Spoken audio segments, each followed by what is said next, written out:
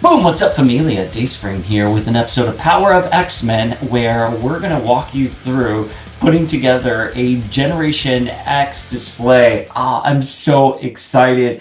We just got in Marvel Legends Husk right here. She looks so great. I am so excited to have her. She is our third official Generation X figure, and I get DMs from people all the time.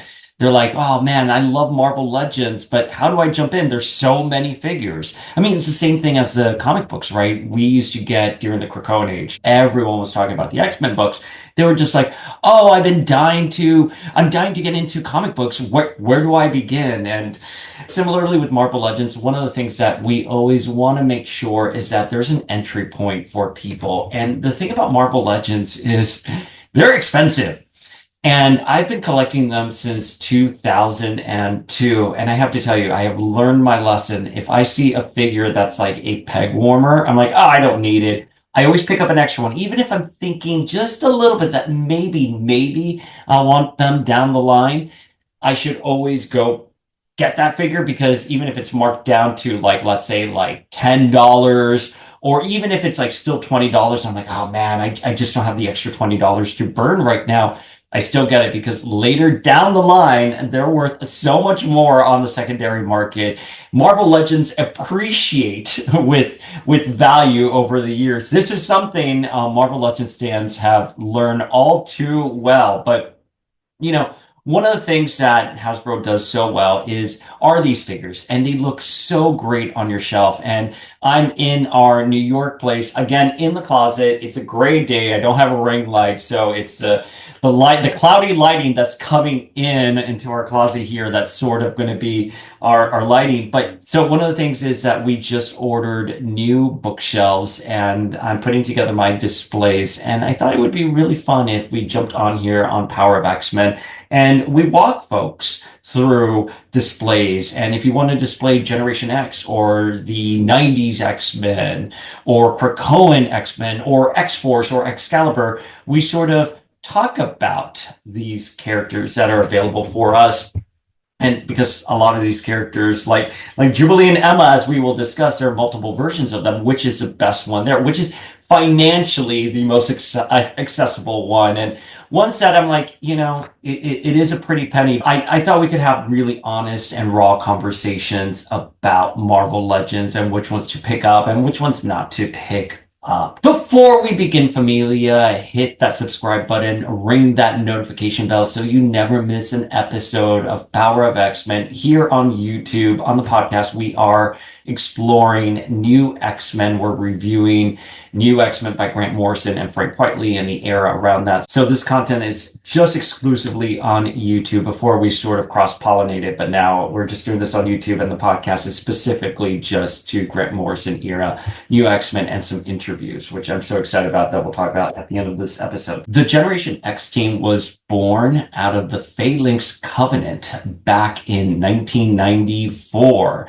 So Phalanx Covenant happened right before Age of Apocalypse, and the Phalanx was hunting down mutants and replacing them on Earth, and only a handful of mutants, aka Banshee and Emma Frost, were spared from the Phalanx and had to go on the run. And they picked up some newer, younger mutants along the way. Jubilee, who of course at this time is a seasoned member of the X-Men, but Jubilee goes with Banshee and Emma, and they go around trying to save mutants from the Phalanx and just protect that next generation. That spun into Generation X, which, if you can conceive it, it's like the New Mutants, but of the 90s. This is the junior most members of the X-Men at the time, and it was written by Scott Lobdell with art by Chris Pacciallo. Now, we are good friends with Scott Lobdell here. We've interviewed him countless times on the podcast. We've had him for book clubs, specifically for Generation X. And the one thing that he's always reiterated is that at the time in the 90s, with the rise of like Image and Wildstorm, we're seeing a bunch of X-Men copycats out there. So the feel during the X office at that time was, well, if other people are coming in to do new X-Men, let's give the next generation of X-Men. And one of the things that Scott felt very strongly about was that we weren't going to be cross-pollinating characters from the X-Men, X-Force titles to appear in Generation X. If you want to read a comic book with Wolverine, you're going to have to go to X-Men. If you want to read a comic book with Nightcrawler, Kitty Pryde, you have to go to Excalibur. This book was reserved for specifically just this cast. And from there, that's where we got Emma Frost and Banshee leading the Massachusetts Academy. Emma, of course, was just coming off the heels of being part of the Hellfire Club and losing her students, the Hellions, to Trevor Fitzroy. So Emma very much is established as a teacher and someone who cares about that next generation of mutants. That is like the heart and soul of Emma. Banshee, of course, has been at this point a long time member of the X-Men, so he comes in as sort of that X-Men voice.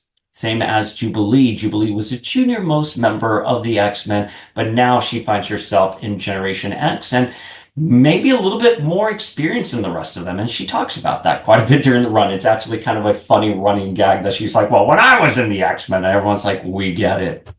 But rounding out the cast were some really interesting new additions. Husk, who had debuted before as Cannonball's little sister, she joins the team and she's sort of their leader. And Husk, during this time, she's waking up at like 6 a.m. and doing runs. She's very studious. She's taking her role on the team very seriously. And it kind of mirrors that archetype that we had for Cyclops and even Cannonball himself. So it was nice to see those qualities in Paige. We got Chamber, who was this like British bad boy with a psionic chest because his powers blew out his chest and his mouth, and he can only communicate psychically. And there's sort of a little love with him and Paige. We also got Monet M, who sort of, if you're a Generation X fan, there's a lot going on with M. She falls catatonic at times, but she is kind of like this like superwoman-ish figure. She has psychic abilities. She can fly. She's super strong.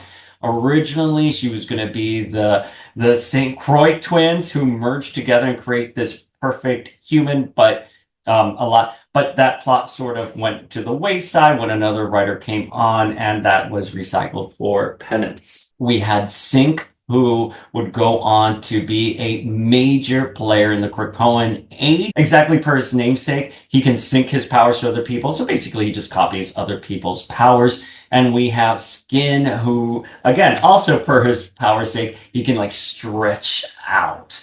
We also got Mondo as well. We got Gaia. Later on, we would see Emma Frost's sisters, Cordelia and Adrian. It was just a really fun era of X books. And we've never gotten a proper reunion with the team since I know in X-Men Unlimited right now, they're sort of doing that little reunion, but it's not, we've never really had them come together fully again. Maybe at the end we'll see it. So anyways, we've gotten lots of Marvel Legends for these characters throughout the years. I will tell you, Penance, for example, has not been done. Mondo has not been done. Synch has not been done, and neither has Skin. So those four, which are like major Generation X characters, have just not been done. It'd be great if we got Gaia as well, but if we're talking about just the core team here, it's going to be Emma and Banshee, Mondo, Synch, Chamber, M, Husk, Jubilee, Skin, and Penance. Now, we're a little wobbly here, but the characters we straight up do not have are Mondo, our Penance, our Synch, and our Skin. Now, we do have an Emma, a Banshee, and a Jubilee, but they're not Generation X accurate. We'll get into that. Now, let's just say if you want to have a Generation X display, who do you get? All right. So let's go through the characters we only have one version of, because that'll make this conversation a bit easy. The first is going to be Chamber. I mean, look at this figure right there. I didn't think he was the best when we first got him. I don't know if we have any Buffy fans out there, but like the mutant enemy at the end of like the Buffy credits, where you had grr, ar, that's sort of how I see him.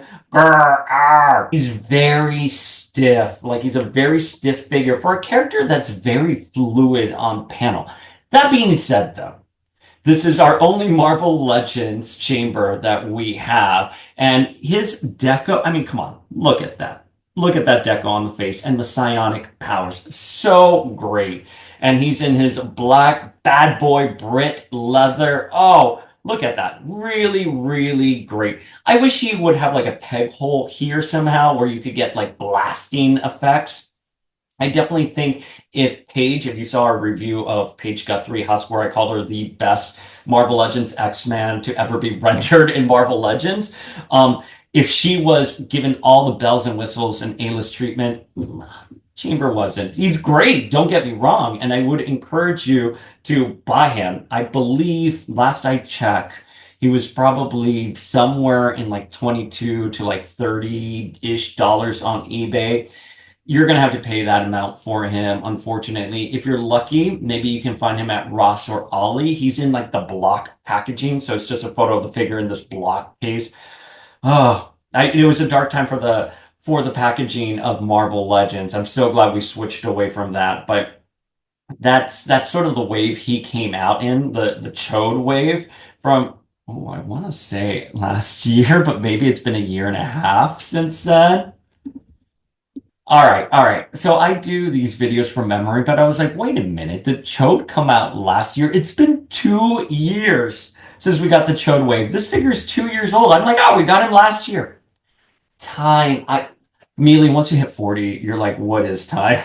But I'm certainly here like, you know what? We could have dealt with a little bit more power effects and articulation. He's just like very stiff. However, that being said, Marvel Legends Chamber, where we'll probably not get a Marvel Legends Chamber anytime soon again. He's fantastic, and you need him there on your shelf if you're going to do Generation X. This is one of those characters you just non-negotiable, ever non-negotiable in terms of an X-Men display, but specifically a Generation X. I want to know what your thoughts are on him below. Leave them in the comments. Familia, the next one, so we can go by really quickly because I've spoken about her ad nauseum recently, is Paige Guthrie.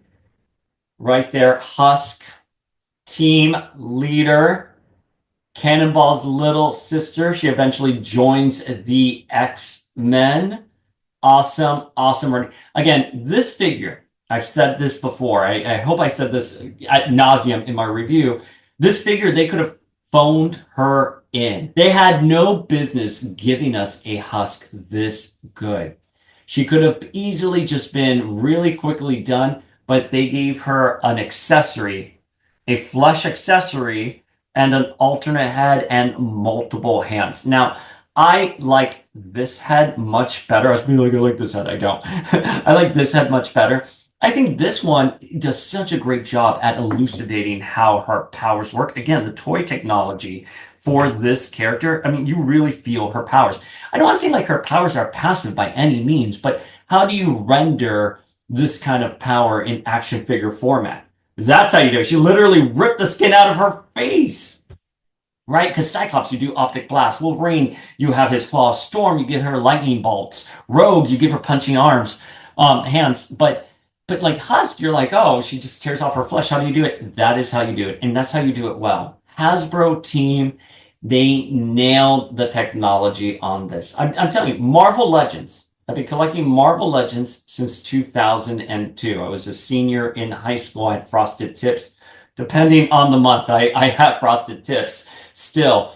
But before that, I had been collecting the 5-inch Toy Biz X-Men figures, and throughout the years, I collect a variety of different figures from like SH Figuarts to Figmas to McFarlane, stuff like that. All of them have their pros and their cons. However, Marvel Legends always stands tall. They are so great. Marvel Legends, even the worst of Marvel Legends is still some of the best quality we can get out there. Anyway, so you're going to want Paige Guthrie. Right here, look at them. Look how cute they are. They're like together. You know, Chamber, after he leaves Generation X, he goes to join the X-Men, and then he gets depowered by M-Day. Somehow he miraculously comes back with his powers during Age of X, the Mike Carey run, and he's completely fine. So Chamber has a long journey ahead of him, and Page, of course, would go on to be a member of the X-Men and the Wolverine school, or excuse me, the Jean Grey school led by Wolverine, and then finally coming back in House of X, the Krakoan era. So again, that's just broad strokes with their history, but these two, you want them. You want them on your shelf to get non-negotiable.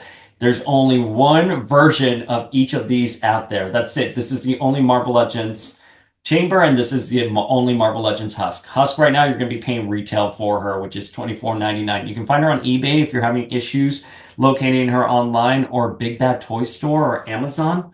Those are pretty good, but they can sell out. So I wouldn't delay for Husk. Husk is worth that price. I know it's really, we're all feeling the current economy, and obviously with everything going on in the world, you're like, oh, things are just going to get more expensive. If you really want a Marvel Legends, I'm telling you, Husk is one of those that you want to invest in. If you love the character, they did her well. Marvel Legends M. Oh, look at her! I'm so excited we have her in Marvel Legends format. Funny thing to note about this figure is based off of the Terry Dodson art in Generation X, who is another artist that comes in when Chris Pachalo doesn't draw a specific issue. These two right here are based off of Chris Pachalo's art, the original artist for Generation X. So very curious that then they would use M as inspired by Terry Dodson. And it's Terry Dodson because Terry Dodson does this thing with M's hair, little two strands right there, and it's literally lifted right out of the panel. We have no other Marvel Legends M out there. Now, one thing I do want to note that for Husk and Chamber, I definitely for Husk, I think it is extremely unlikely we will ever see her again in Marvel Legends. Chamber, they could surprise us somehow, but again, also with Chamber, I mean, this is a pretty versatile look for him. You can put him even if you were doing a Poptopia, the Joe Casey Uncanny team. Chamber would fit right in there. So I don't think we'll ever get another Marvel Legends Chamber. I could be wrong, but I think Page is very unlikely. I think he's unlikely. How about that? With M, one thing I will tell you, because I'm not 100% happy with this M figure. However, she is in her Generation X costume. But M is such a popular character. She's very active on the X books. She very well could pop up in Marvel Legends later down the line. And we're thinking that she could possibly, because in the Krakoan age, she can go back and forth between her human-ish state to her penance state. So would we get a Krakoan era M with swappable penance parts? I would love that. The figure, I mean, listen, one of the things, if you've been collecting Marvel Legends for a very long time, in like 2013-ish era, we went through a phase where the eye technology wasn't the best. So I don't know. It's something with the deco. I think it's because it's pearlized, which I think most of them are pearlized. I'm looking at everyone else's. Like Emma's definitely pearlized. Anyways, so again, I wish she was based off of more of the Chris Pachalo art, which is a little bit more gritty. Like her hair is a little bit more stick straight. It's not as windswept. Although, again, for a figure, that's exactly what you want. But if you can tell, like with Paige, again, the Chris Pachalo art inspired hair is very, it's on her shoulder and it's down. Whereas Terry Dodson, a little bit more cinematic. Her hair is blowing. Interesting choice. Her deco is slightly different in terms of the costume. We talked about that in the Paige Guthrie review, but even so, this is a figure you need if you want to do Generation X right there. Look at her. She's not a bad figure by any means. Again, like Chamber, this is light years better than other figures we have on the market there, but it's just not my favorite. And we love M. Again, when we were kind of hearing from the rumor mill that we were going to get Marvel Legends M, I don't think most of us thought we were going to get her in Generation X. I think most of us thought it was going to be House of X era, and we were going to get the swappable penance parts. But I think it's likely in the future we will see another Marvel Legends M. Okay, the next characters all have different versions of themselves out there. I'm picking the ones that I think are best for a Generation X display. Now, I think it's likely we will see these characters again in Marvel Legends format, maybe even in the same costumes as this one. But I think it's a safe bet that we will see another Marvel Legends Emma Frost. Now, Emma during Generation X wore a bit more of a conservative look for Emma, which was a corset with a jacket, tights, and like knee-high boots, and then she had a whip. Don't ask questions. It was the 90s. But she had the bob, which was a very defining thing for her look in Generation X. And, she had that bob when she was part of the White Queen of the Hellfire Club. But the bob just read a little differently in Generation X. Again, it was that Chris Pachalo art. So I really do hope that if we get a Generation X accurate Emma Frost, that you would do it like this. Now, which version of Emma would you put in your display? Because we do have a lot of versions of Emma out there. Now, the first ones were the Wave 1 of Hasbro, which was like, what, 2007?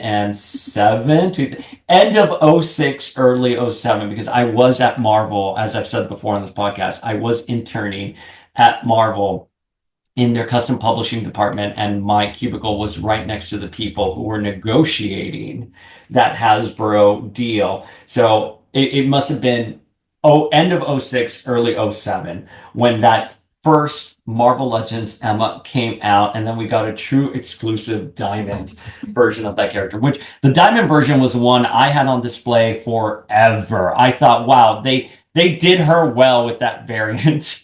Because the original one wasn't that good looking. Now, of course, Dwight has talked about this before. We've seen sort of the prototypes that have been on display at, was it Toy Fair, San Diego Com, whichever convention back in '07 that they displayed it at. She looked better. However, she came back looking not so great. And if you look closely, she's actually based, this initial mold is based off of the last Toy Biz Wave Spider-Woman.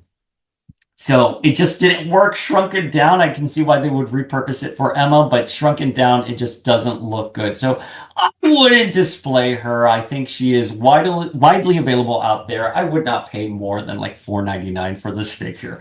I think we paid, I forgot how much we paid for her back in the day, like $7.99, maybe $8.99, something like that. Whatever Legends were priced back in '07, we paid fair retail value for. Overpriced then, overpriced now. So I wouldn't bother with that Emma. The Emma I did love for the longest time, though, was in fact the Marvel Legends Wolverine Origins Emma. Now, her initial prototype, look at it here, looked incredible. Oh, so incredible. But do you remember what I was talking about just now? That around 2013, Legends, some of the eye technology and eye deco wasn't there. The final product for this figure, you see it there. Ah, you see it there. And she doesn't look as great. It is kind of like bland. And again, Emma, if you're going to do an Emma Frost figure, she needs to have attitude.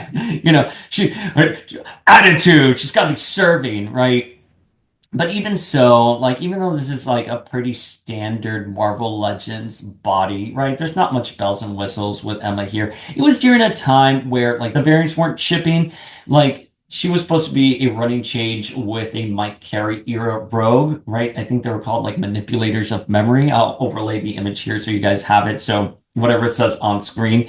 But yeah, the variants weren't shipping for multiple reasons that have been put out there. Maybe we'll do an episode about it. We don't have to get into it today, but we know that the cost of production, oil, and plastic were just on the rise. So we were looking at more budget Legends. That's why we were getting smaller BAF figures like Puck and Rocket. So I did like this figure, especially when you swapped her head and put in the Walgreens exclusive all new X-Men or all new Uncanny X-Men Emma Frost. So this is post AVX Emma Frost where she's wearing her black costume. This is not, and I repeat, this is not dark X-Men Emma where it's basically her like black leather costume with like a fur black cape. No, no, no, no. Very different costume. This is the Bendis era after AVX Emma, where she is on the run with Cyclops and Magneto. And the Bob does return. Chris Pacello does the art for it. The Bob does return. So we have that alternate head. Alternate head does not look good on the Wolverine Origins Emma body. However, the one with the longer hair does. And that combined, the body and that head, was my Marvel Legends Emma on display for a very, very long time. But here's the thing. Now, you can probably get a Walgreens Emma online for in the 30s, which, again, I think we paid like $19.99 for her, whatever it was back in the day. I don't think that's an unreasonable price for the figure because it is actually very beautiful.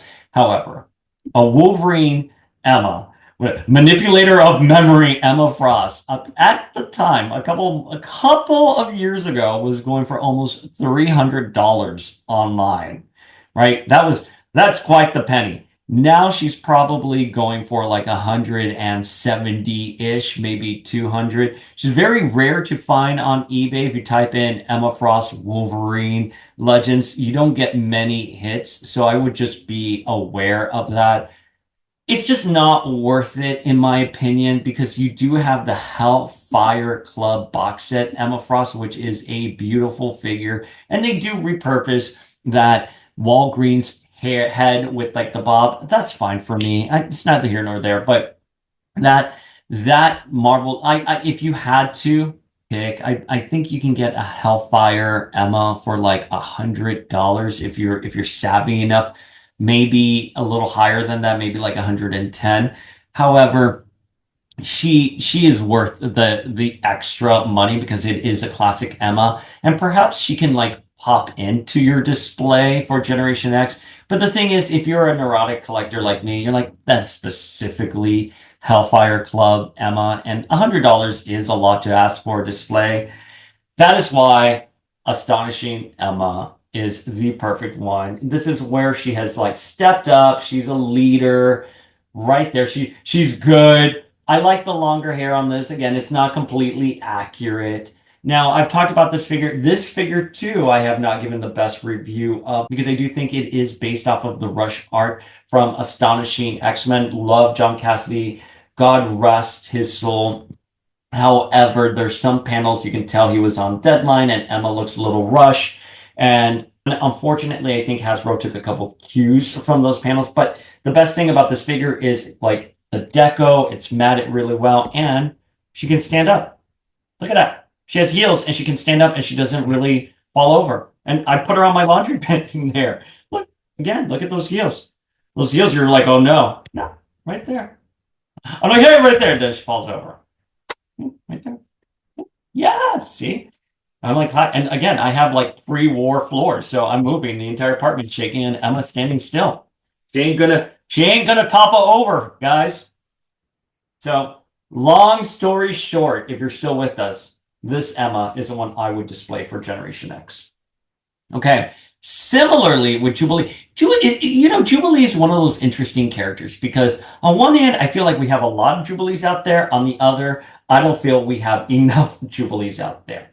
Now, for a Generation X display, based off of the figures we have now, I'm going to go with the VHS Jubilee, which was available exclusively through fan channels. I think online on eBay, you're going to be paying $60 for her. But can I just tell you, I think this one is worth it. I do think she is worth it. We did get a Jubilee before this, a Caliban Wave Jubilee, which is where this body mold is based off of. But her head, she comes with like very thin little glasses that you just put on her and they fall off. This head is based off of the true exclusive Vampire Wave Jubilee figure. The Vampire Jubilee Build-A-Figure, which was like Strife, Mohawk Storm, Marvel Now, Cyclops. Very hard to get wave. We were waking up. My goodness. What year did that come out? I want to say it was like 2013, 2014. We were waking up back when True was still around, Toys R Us was still around. We would wake up we went to that Times Square True. We went to the True in Queens looking for all of them.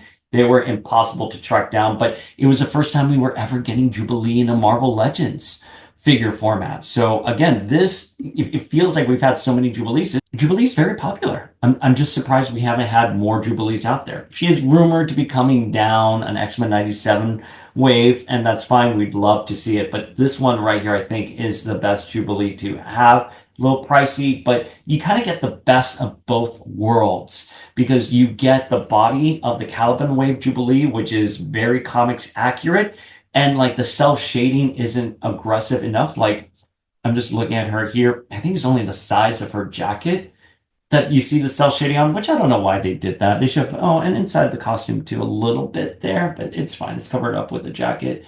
Um, but this figure looks so good. I'm not a big fan of cell shading. Not a fan of cell shading in video games, and certainly not on my action figures. But again, I think if they had just done a clean deco, clean yellow deco on this, this would be a near perfect Marvel Legends. But again, you get the best of both worlds here because this again is a Vampire Jubilee head that came in that true exclusive wave, and her glasses, excuse me, her sunglasses are molded in. And again, the Caliban Wave Jubilee, I don't even know where glasses are. I've switched apartments like 3 times since then. So those glasses are somewhere. They were eaten up by a vacuum cleaner, or they're on the floor of an apartment that I used to live in, and someone's like, "What is this? Who used to live here?" And of course, we have the Strike Force box set Jubilee, but that's just a very standard figure. Again, repurposing the Caliban Wave head. I listen, if you're a Jubilee scholar and a big fan, get that figure, of course. I mean, who doesn't want to recreate the iconic Jim Lee cover and have another Jubilee? But again, if we're looking for a Generation X display, I think she's an easy one to just not get. She's the one not to get because I think you can get more traction out of the 90s VHS Jubilee. So I would use this one. And you know what? Again, it's not one anywhere near accurate, but I think the shading of this costume blends in better. The shading with the garments here. Again, for Emma and Jubilee, I think for sure for Jubilee, we're going to see her in a Generation X costume. Her hair is slightly different as the run continues. It grows out to be a little bit more of a bob. I would like to see that. Kind of like if you remember that Robot Fighters Jubilee figure we got back in like the 90s, like that kind of haircut. Like she has like little blunt bangs and her hair grows out a little bit. I would 100% love it if we just got repurposed this. I mean, I guess the shorts, you kind of stuck with the shorts there because they're molded. Okay, how about this? Just do, oh, you know what? I wonder if we took off Paige's head and put Jubilee's head on there. Now, the thing is, oh, it doesn't work. Oh my goodness. This looks just no bueno here. Yeah, this looks very off. I just think Jubilee is a little bit more petite than Husk and like just shorter. But oh, this does not look good. And like, look, her head just falls off like that. No bueno. I would just get the VHS Jubilee. Now, if you don't want to spend those $60, I think it's likely we are going to get Jubilee's a popular character. I think it's likely later down the line we'll either get another Jubilee or they'll give us a Generation X accurate Jubilee. But as of right now, as of the recording of this video, and you're like, I can't wait, I need to have a Generation X display, VHS Jubilee. And that leaves our last one to be Banshee! You have no idea how happy we are to have this Banshee. Familia, the journey we've had with this Banshee. Remember that Marvel Legends Wave 1 Emma that we're talking about? Well, Emma wasn't the only one they messed up in that wave. They also messed up Banshee. And it's such a shame. The Annihilus wave, it was an admirable try, but had the deal just not happened, we could have had a Toy Biz do Emma and Banshee, and they would have been great. But even so, it took us a very long time to get this. This is part of the Strike Force X-Men Anniversary box set. I can't say anything. I can't say enough good things about this figure. He looks so great. We love Banshee so much. We're so happy to have him here in Marvel Legends format. Like, look at that face. This is one of the alternate heads that I brought up. This is one of the alternate heads. He looks so great. Now, is he at Ross, Marshalls, Ollie's? I'm sure you can find him around there. I think loose, you're probably going to be paying about $16 to $30 depending on the seller. However, there is a figure that's exactly like this, except in his first appearance colors that's going to be released soon. Dan Hu already has a figure. It's a great looking figure. He's just in his green and yellow costume, which is not entirely accurate to Generation X. Oh, I know, but if you don't want to have to track down the figure on the secondary market and you're not too much of a stickler for these costumes being 100% accurate, I would just wait for that instead of tracking this one down. But this one is pretty accurate to that Generation X cover. Banshee would go on to have different looks for Generation X, most notably the Celtics jacket and shorter hair and a goatee. But it really, if you want that kickoff of the era, which I think most of us do, this would be the one. I have said this before. I would love him in his Celtics costume 100%. I would more like it if we got a re-release with this figure with the John Lennon sunglasses. Oh, I would love that so much. Banshee, of course, during X-Men was dating Moira, who had the legacy virus. She was a human at the time, so she would have to wear like this big old like suit just to give Banshee a hug. He would die during Deadly Genesis, come back during the Remender era of the books, not say or do anything for a very long time, and has been significantly marginalized in the X books since then. So Generation X was sort of his last big story arc. Yes, Marvel Unlimited and Secret X-Men, they have given him some spotlight, but a character like Banshee, you don't silence Banshee. Oh, there we go, Familia. That's how I would build a Generation X display given the current figures we have right now. It's not perfect by any means, but you can see how the team is starting to come along. Sorry, I don't know why I'm kissing it like that. I'm kissing it.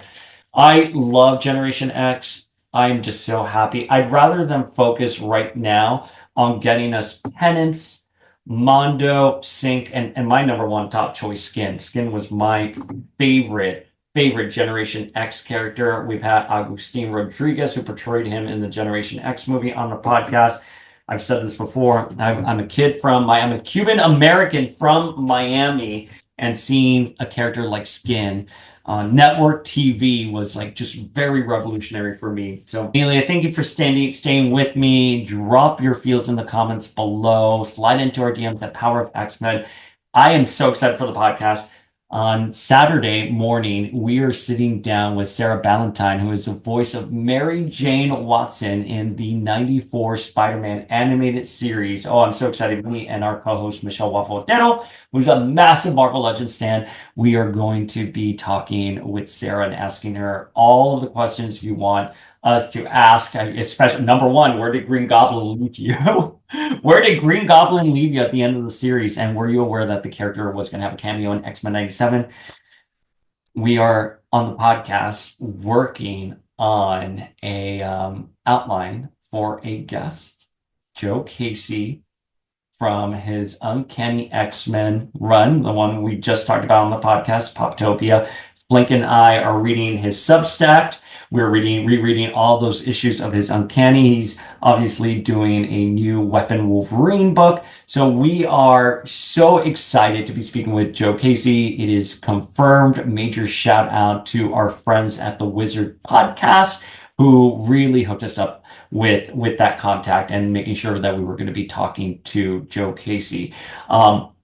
Fun fact, I used to work at Wizard Magazine, so the Wizard Podcast is one of my favorite podcasts out there because they're celebrating Wizard Magazine. And Wizard Magazine, again, back in like the 90s, was your only source for a lot of comic book news before the internet. So anyways, Amelia, that's what we have going on. Leave your feels in the comments below. Thank you again for joining us for Power of X-Men, and we will chat later.